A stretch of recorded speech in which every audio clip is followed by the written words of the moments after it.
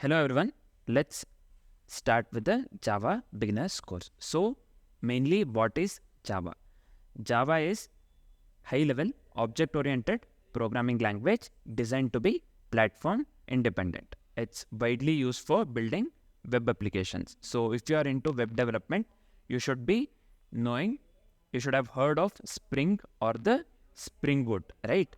Spring is a framework that is built on Java, and Spring Boot is built on top of Spring framework.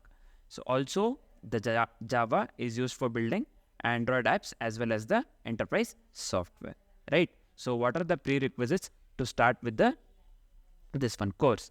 So initially you should be having the IDE installed as well as the Java JDK. So for the IDE, I'll show you how to get the IDE. Just open the Chrome and search for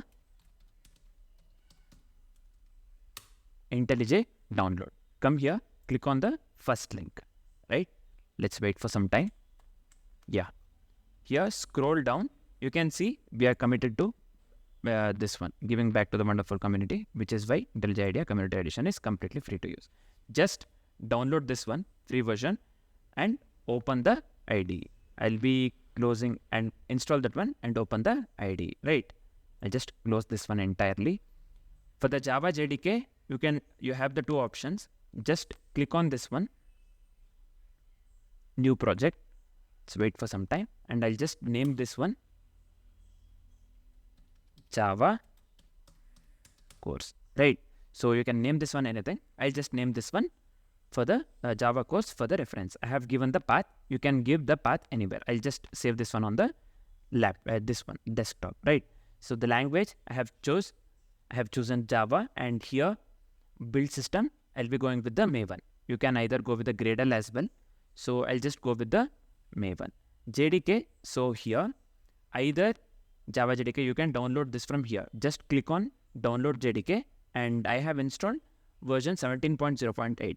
So you can either install it from here and select this one JDK file, or if you want to manually install it, right, just open the Chrome, search for Java download. So just click on the second link, right? Let's wait for some time. Yeah, here you can see Java 22, 21 and Java 17 available. See here, JDK development kit 22.0.1, this one. I have been making use of Java 17. So you can come here. If you want to install 22 and 21, you can go ahead and install. For the Java 17, just click here. So I have been making use of the Windows operating system, right? So I'll just click here and download according to the system this time requirement, right? After downloading, I'll just close this one for now. Just come here, select the path, right? That's it. I'll just click on create. Here it says white spaces are not allowed. I'll just remove the space, right? Let me click on create. Let's wait for some time.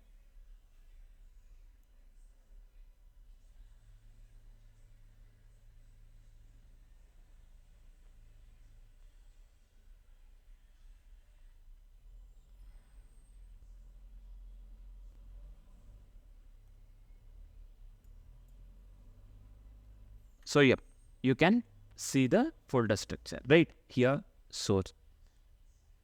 This one, let me click on here. Let me click on main. I'll just close this file for now. Let me click on Java, and you can see here inside the example, you can see main.java. Let me open this one.